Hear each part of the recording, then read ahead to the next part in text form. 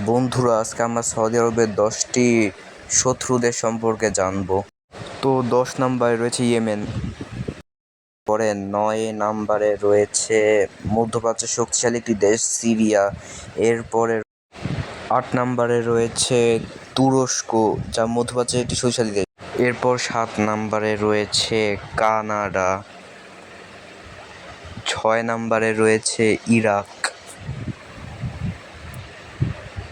5 নম্বরে রয়েছে সংযুক্ত আরব আমিরাত, 4 নম্বরে রয়েছে লেবানন, 3 নম্বরে রয়েছে কাতার,